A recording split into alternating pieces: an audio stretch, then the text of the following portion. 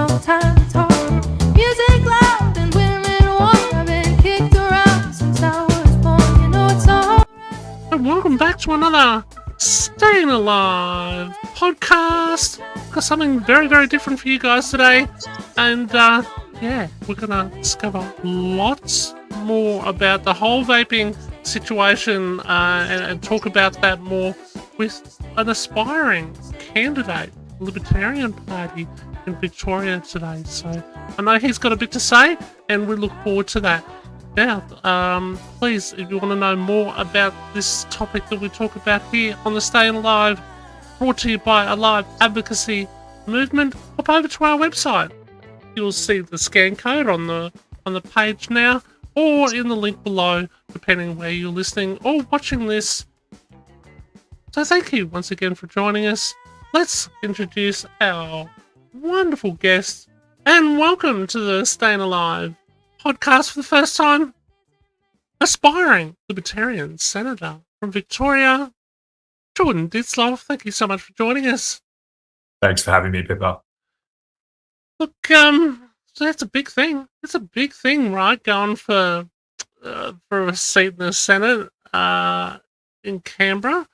Hey, look, there's a few murmurs that there might be an early election. How does that make you feel?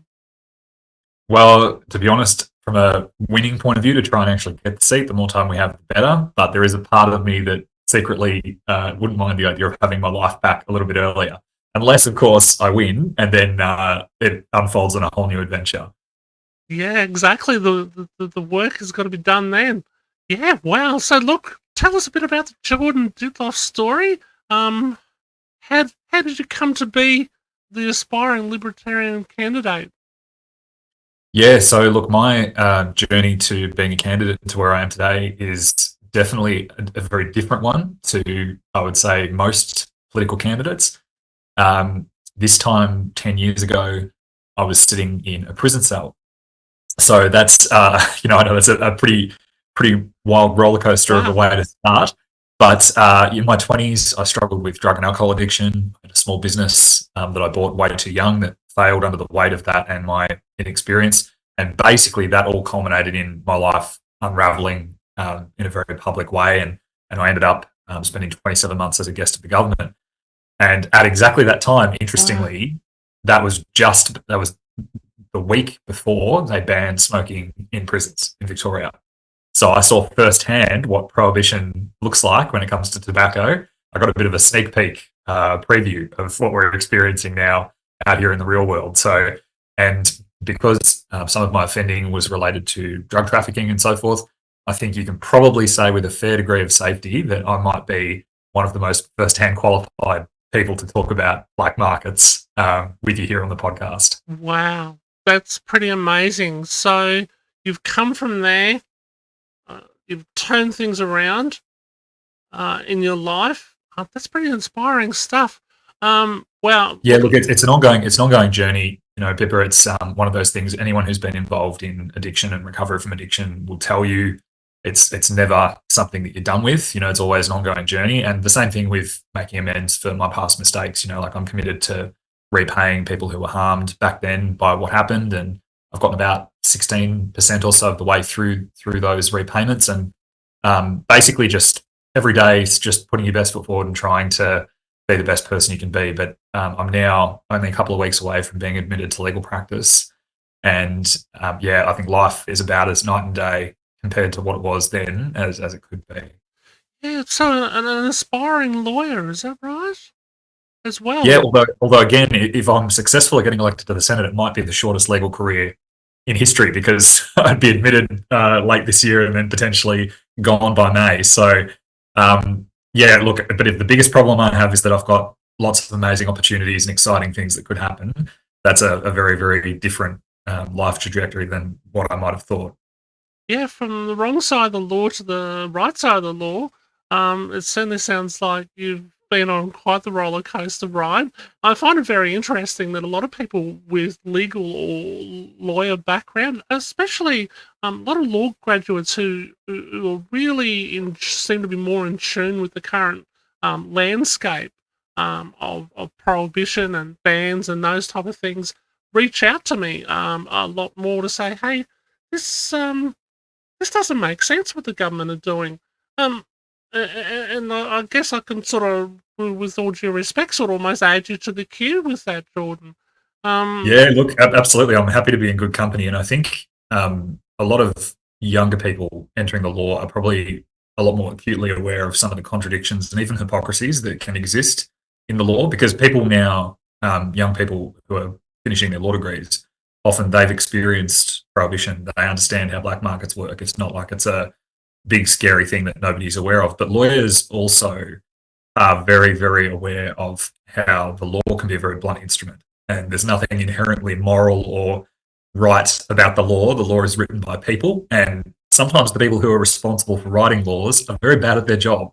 And yeah, even the best of intentions, sometimes poor drafting, and sometimes people wanting to do something that might be a good cause or a noble idea, end up causing a lot more problems than they solve. And I think that might be the case in what we're going to talk about today. yeah. So was it that background that attracted you to the Libertarian Party? I mean, why not the Labor Party? Why not one of the other parties to be able to make some change and to serve our public? It's interesting because my journey into politics actually predated that time and those experiences. And, I'm almost more embarrassed or, wary of admitting this than I am my criminal record, but I used to be a young liberal. So I know Right. Okay. boo hiss, I know. There's probably some of your listeners who might just be furiously slamming down the headset and tuning off. Please don't. I've reformed in politics as in other aspects of my life. But even when I was in the Liberal Party, I was always more of a small government, classical liberal. I wasn't a conservative in respect of I suppose, a lot of the social issues.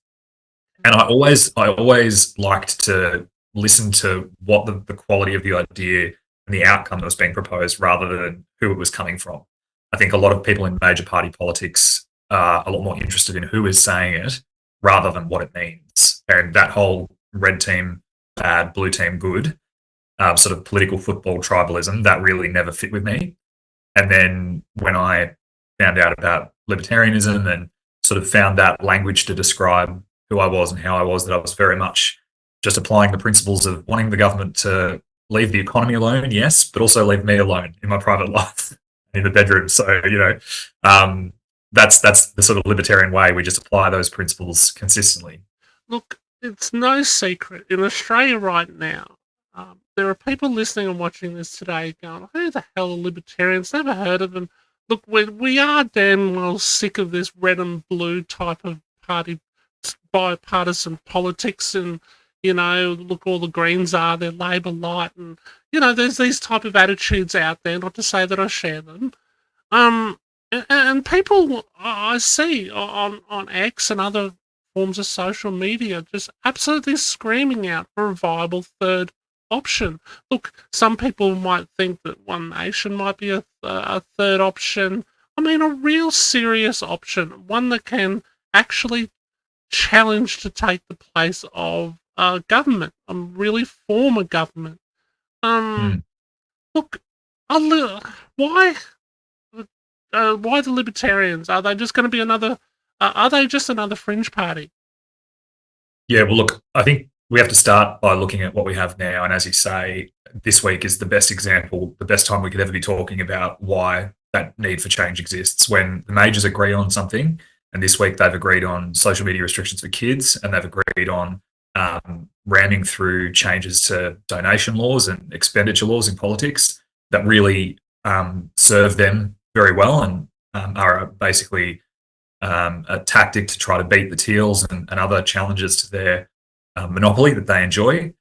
And when they agree on something, there's not much that the average Australian can do. And the average Australian, I think, really doesn't have a lot of a voice at the moment in politics. And the Libertarians come through with, I think, a unique perspective on a lot of issues that's very practical and very focused on problem solving. And all we have to do is look at our representatives in the state upper houses in New South Wales and Victoria. We've got John Ruddick in New South Wales, who just this week was talking about opposing New South Wales state vaping restrictions, which I didn't realise hadn't come into play yet, but I'm sure they can expect exactly what Victoria's gotten if they do pass it. Yeah. And then in Victoria, we've got David Limbrick in the upper house, and David Limbrick and Tim Quilty, who was our other upper house member before 2022, they both acted as basically the two-person opposition in the state of Victoria for the whole of COVID. They opposed lockdowns, they opposed mandates. They even had a rebel parliament outside Parliament in a nightclub for a couple of weeks when they wouldn't they wouldn't declare their vaccination status to get into Parliament. So, you know, libertarians don't mind being in the minority. We don't mind being a dissenting view, and we're not going to sell ourselves up the river and sell our souls to abandon our principles just for the sake of gaining power or being popular. You know, we're here to persuade people that our ideas are right, and we'll succeed more at the polling booth when we've actually succeeded in selling our ideas. But what are your principles? I mean, are you anti-COVID? Are you anti-health? Are you just anti-establishment? I mean, what brings formidable policy action from the Libertarians? What can we expect to see if we vote for you guys? Yeah, look, absolutely. That's a great question. And even though the application of our principles and our policies often finds us in the minority and in the dissent and anti the status quo, that's not just because we're contrarian and we want to disagree with everything or tear things down just for the sake of it. There are a lot of things that are in place that are valuable and should be preserved. But the key thing and the key theme and thread that runs through libertarian ideas is that you're the best person to make decisions for your own life, your own health, your own body, your own family, your own work. Basically, in every sphere, you as an individual are the best place to know what's right for you. And as long as what you're doing isn't hurting other people, we believe that the government's role in your life should be very minimal and certainly far, far smaller than it is now. And when you look at a lot of areas of government policy today, the government really is increasingly interfering and overreaching to involve itself in parts of everyday life that, 20 or 30 years ago would have been unimaginable. Yeah. Okay. Fair call. Fair call. Look, let's move on a little bit. To in the interest of declarations, Jordan slipped in my DMs over the last few weeks as an aspiring libertarian candidate in Victoria, and seeing a lot of stuff that the Alive movement and myself are doing on X in calling out the ridiculous prohibitions of vaping. What sparked your interest in that space there? Well, as I've said already, I've got first-hand experience of how black markets work, and I know firsthand that there's nothing anybody in Australia isn't doing today that they want to do because government's made it not allowed.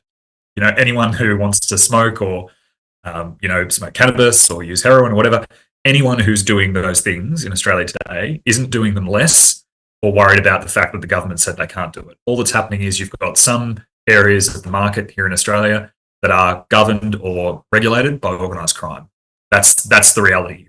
You've got legal and illegal markets, but the demand and the market doesn't care what the government says or does, except that the more banned and the more prohibited something is, the more expensive and difficult to access it is, the more organised crime profits and controls that market. And so when I've been looking at, I've never used a vape before. When I was much younger, I used to occasionally chain smoke or whatever when I was out, but I've never been a vape consumer. But over the past couple of months, speaking to former vape shop owners and people who have been impacted by this area of policy, and just watching the consequences of this disastrous policy failure play out in the community, I think that I'm almost uniquely well placed to understand what needs to happen here, what's causing it, and then what the solution is. So that's kind of my interest. I think that it's definitely a federal issue more than I think the mainstream media likes to acknowledge that it is, and definitely more than the federal government likes to acknowledge that it is, because they'd like to pretend that all these consequences happening in states with fire bombings and all that sort of stuff are just happenstance. They're nothing to do with them. It's all just something that's happening unrelated to stuff that the federal government in Canberra is doing. But I think you and I both know that it's exactly the opposite, and that everything that's happening now downstream on the ground in the States is directly caused by federal policy on vaping and tobacco.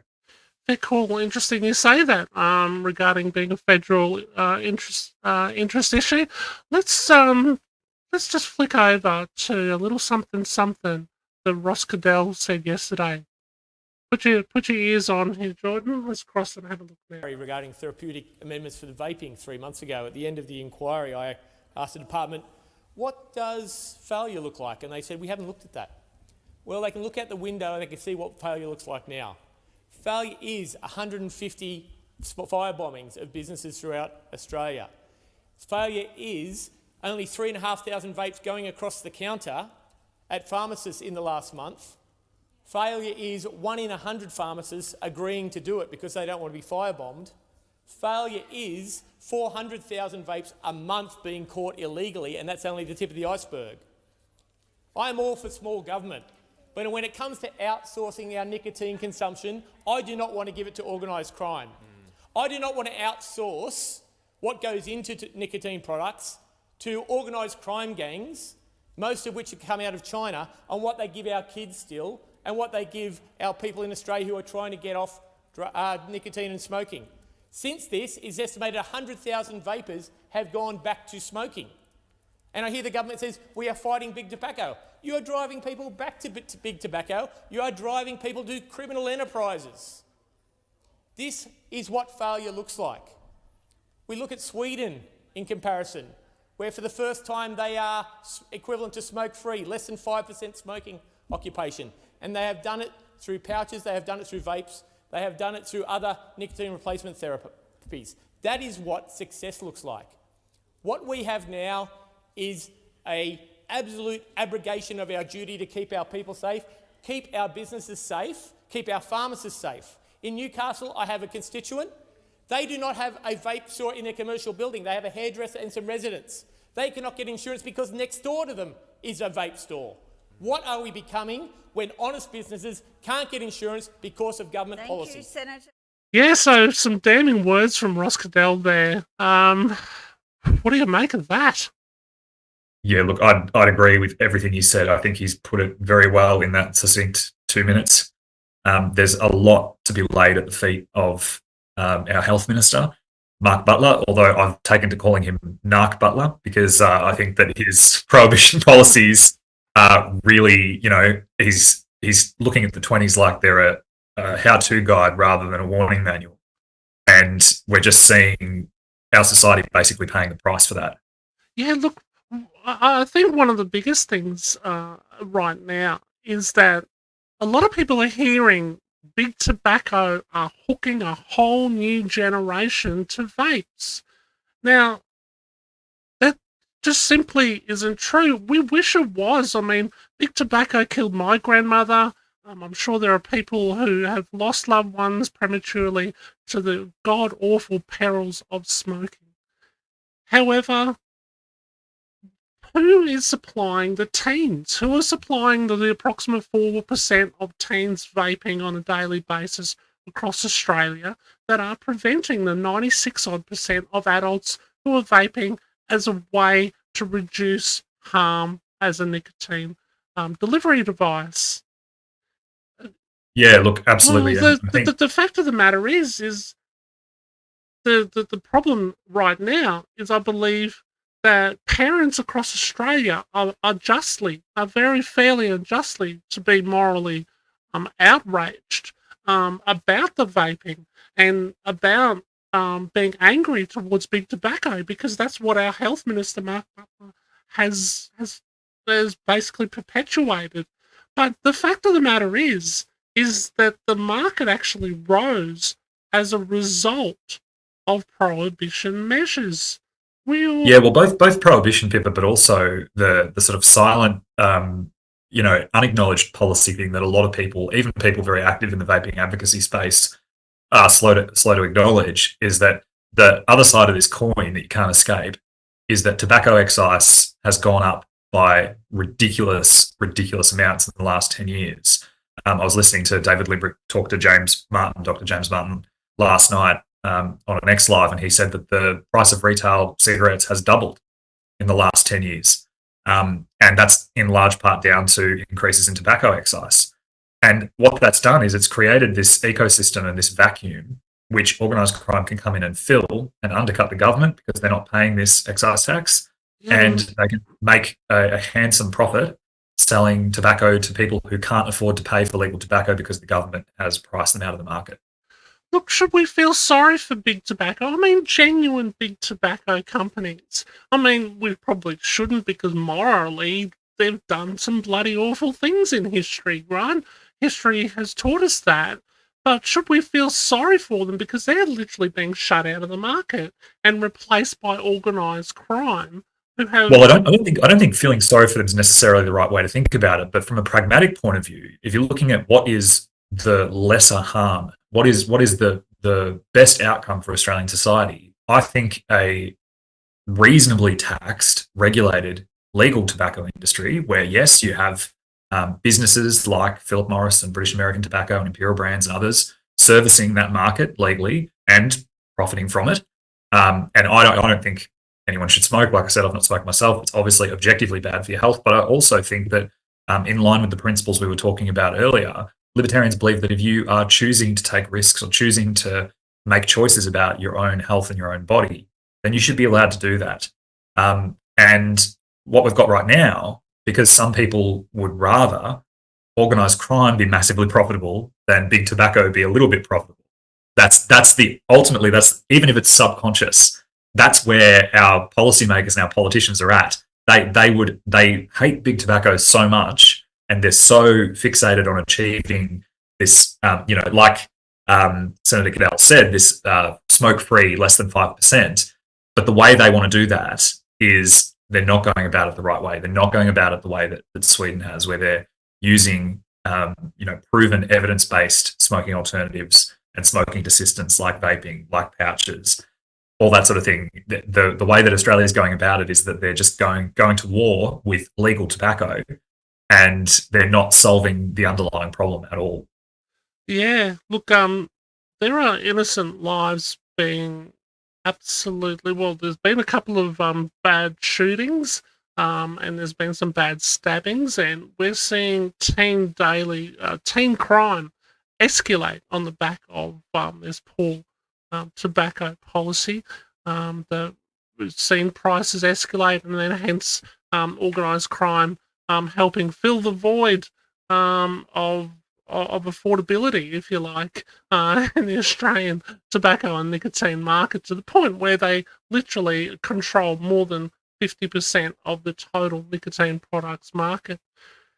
What are the answers? What are the answers? How do we prevent kids burning in beds? As kids have come very close to doing as part of those massive firebombing turf wars. How do we prevent this, do you think, from your point of view, Jordan?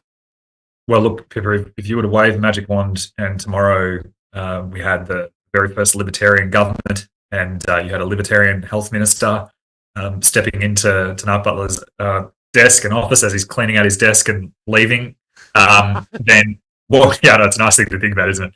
But the very first thing we would do, the very first thing we would do immediately is we'd be dropping tobacco excise. We'd be significantly reducing it and slashing it right down. And a lot of people say, well, hold on a sec, can we afford that? What would pay for this, slashing of tax income? Well, the truth is that with the current settings the way they are, the economic reality of it is that the government is already slashing predicted income, predicted revenue from tobacco excise. Over the Ford estimates, it was originally 14 billion. They've slashed 4 billion off those Ford estimates. And that 4 billion isn't going into the ether and going nowhere. It's going to organised crime. $4 billion going into international organised crime. Absolutely. And, the reality is that a lot of that money is going to be getting used for terrorism financing, for very unlovely things out in the world. It's not being sort of put to building churches and orphanages. And it's like when you're trying to grip sand in your hand, the tighter you grip it, the more it'll slip through your fingers. And that's where the government is at on tax, is it doesn't realise that by amping up and amping up and amping up the percentage it's reducing and reducing and reducing the dollar figure because fewer people are actually buying the product that's getting taxed.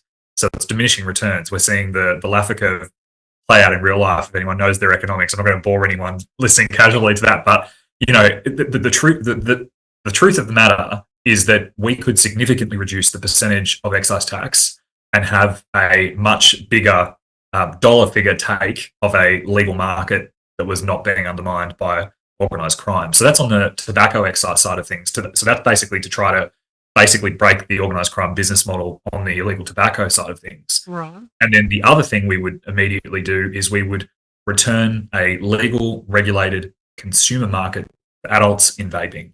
We'd be looking at the New Zealand model in particular, just across the ditch, which sees far, far better outcomes from a harm minimisation and assistance from smoking point of view, and puts the control of the vape market back in the hands of business people and vape shop owners who really they have a vested interest in looking after their customers.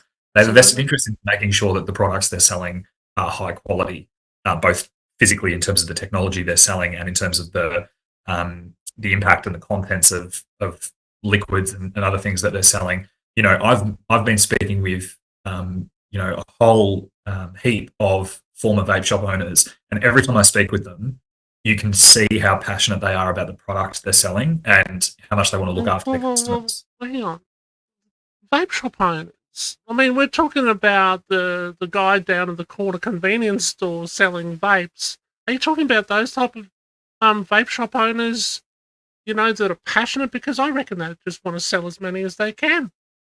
Yeah, no, they definitely do. No, the people that I'm talking about are the people that up until very recently, 1st of July, were servicing a significant, though dwindling because of organised crime being on the rise, but a significant portion of adult vape sales were across the counter at shops like Victory Vapes in Dalesford near me, Ballarat Vape Shop. Steve Douglas is the owner of those. So these were specialist vape shops. That's right. That only served adults, that gave hands-on advice through a specialist vape shop setting. So they're not selling the candy or the other shit that basically no, that's right. And the black market perpetuates. And you walk into these shops and the first thing you see is signs and warnings about the law, that you aren't able to buy pre-mixed nicotine juice in Australia, which was never allowed.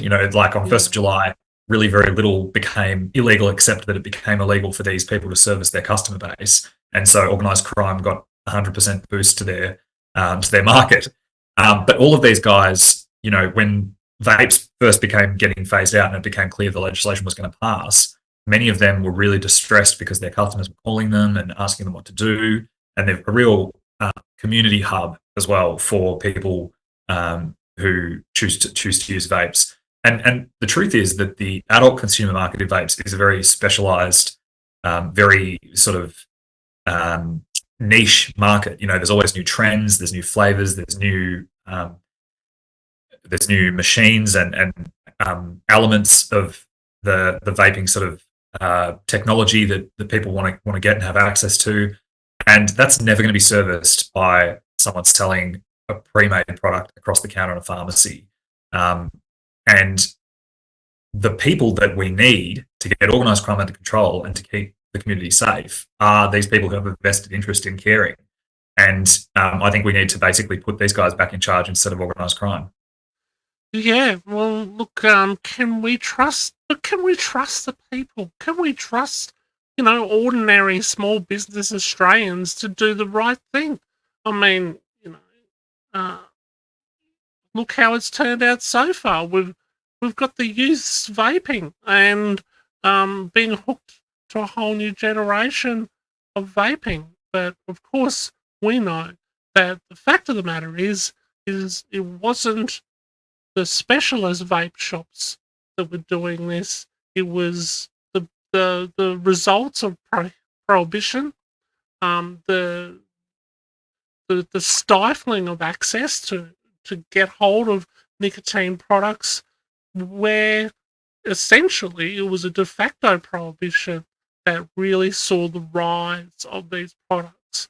Blood over absolutely. borders, Yeah, of course. And, while obviously the last couple of years has really seen the failure in the vaping policy space escalate. Vaping policy has been a failure for over a decade.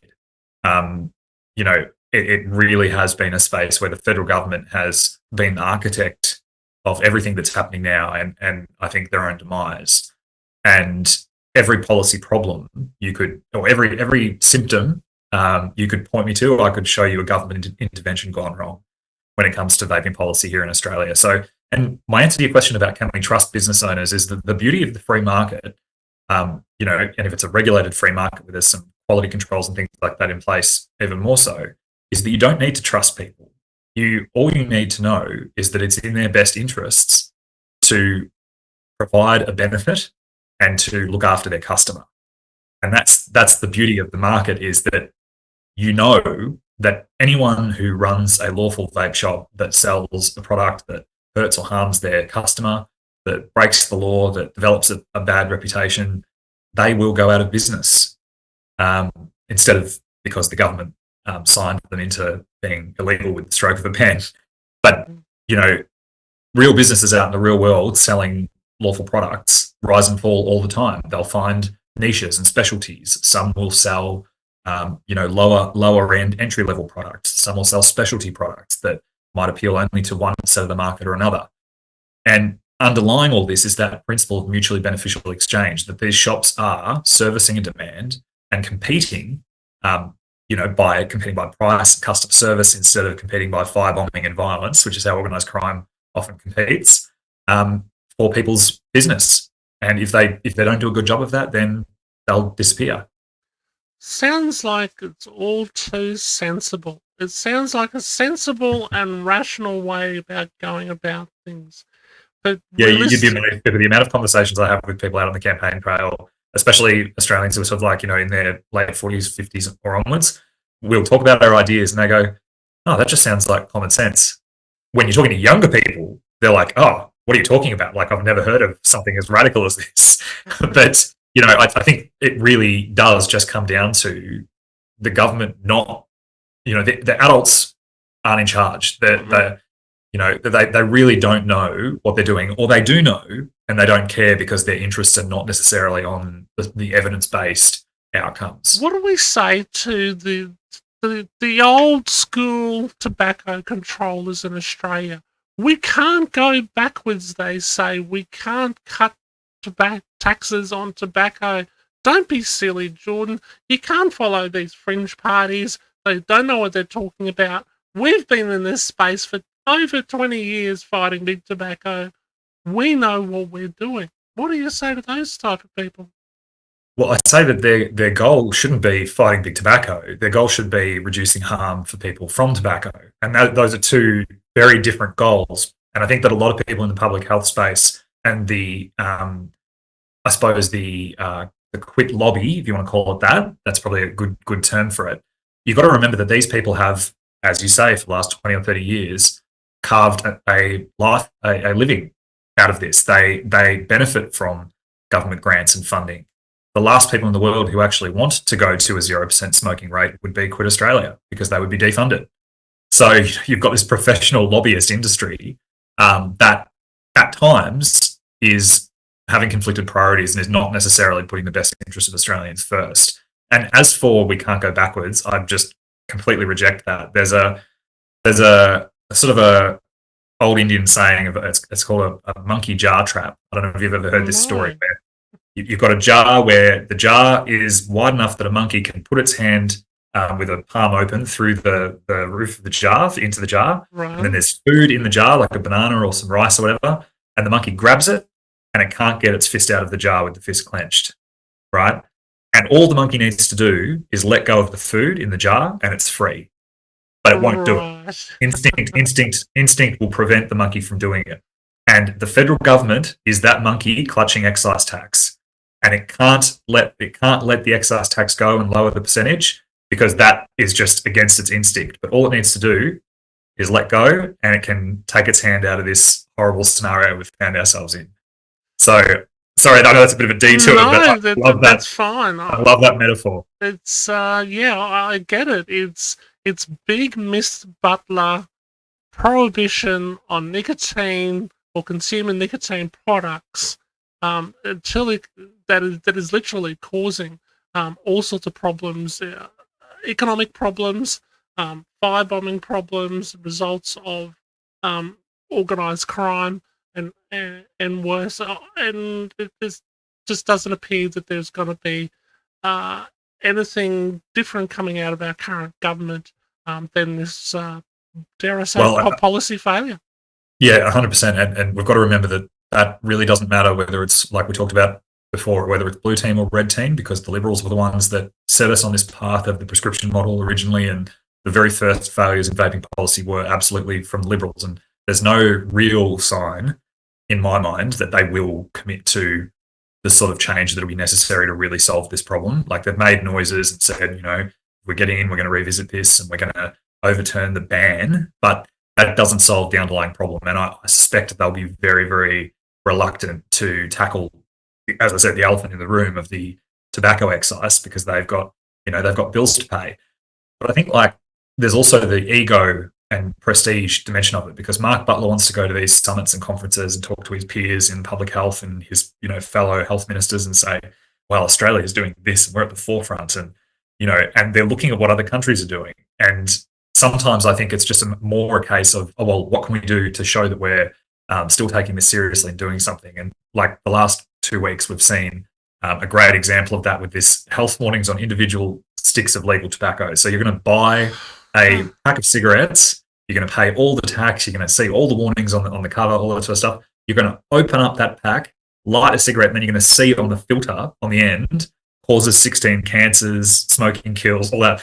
What are you going to do? Like, not smoke the cigarette you've just paid for and paid all this tobacco excise? You're going to put it away and throw it in the bin. Yeah. It's just crazy. Like, it doesn't, on any level, how on earth are you going to actually reduce smoking rates by putting warnings on individual sticks of cigarettes? Yeah, I've heard of virtue signaling, but I think that has to be a whole... This is virtue smoke signaling. Hashtag virtue smoke signaling. That is definitely what it is. What I find really interesting, and it reels back to plain packaging of tobacco products here in Australia, is that we fought very hard against big tobacco with plain packaging here in Australia. And yet, Mark Butler keeps saying big tobacco are trying to hook a whole new generation to nicotine. But what sort of... I don't get, and I don't quite understand, and but Mark Butler won't answer my questions. But maybe you might have some sort of idea, maybe someone who's listening might. But why wouldn't, like, they're convinced that big tobacco are hooking a whole new generation of kids, why haven't they taken any legal action against big tobacco? Yeah, and I think you've already rightly pointed out earlier in this that big tobacco are the ones that are actually sort of taking a financial hit, and, that they are, this is fraught language, but in some respects, big tobacco are a victim of illegal tobacco in that way. So I think that it's a very difficult argument to maintain. Look, if I get elected to the Senate, I will make a point of asking Mark Butler some of those questions. We would appreciate that. Look, on that note, I think we've covered a hell of a lot, and really, really appreciate your time with us today on the Staying Alive podcast with Jordan Dittloff. Any final words before we get moving out of here? Any final election promises or more? Well, look, the election promises the Libertarians offer is never giving you free stuff. It's just saying that we do what it says on the packet. Unlike the Liberals and the major parties, we always do what we say we're going to do and what our principles are. But if you want to know more, learn more about me and the campaign, or learn more about the Libertarian Party, you can follow us on X, Instagram, Facebook. I'm at Dittloff for Senate, the number 4 on X, and Jordan Dittloff Libertarian on the other platforms. So, a lot of vapers I know will be feeling really despondent. They'll be feeling really unseen and unheard and politically homeless, and wondering whether any of it matters or what they can do. And all I'll say is that if vaping is the most important issue to you, there's not very many parties that are going to be standing up for you and supporting you. So I think the Libertarian Party is an excellent option. And the good thing is we're not just a single issue party that is good on vaping. We're also good on other personal liberties and wanting you to have a freer and less financially burdened life as well. So consider looking into us and giving us your first preference vote, because it will make a big difference and it will send a message to the status quo in Canberra. Jordan Dittloff, thank you for your time today. Thank you very much for having me. Thank you, listeners, for listening to another Staying Alive podcast. Share it around. Check out the links on the page right now. That scan code, get your phone up there. If you want to learn more about the Alive Advocacy Movement.com, you want to come on and talk on a podcast, get in touch via the website. Meanwhile, you all take care. Stay beautiful. Till next time, this has been the Staying Alive podcast. Ciao for now.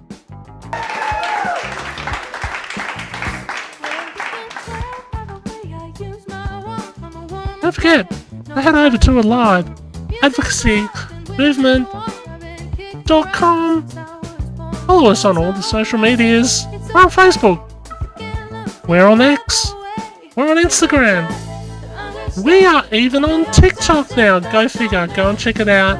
And we'll see you soon. Ciao for now.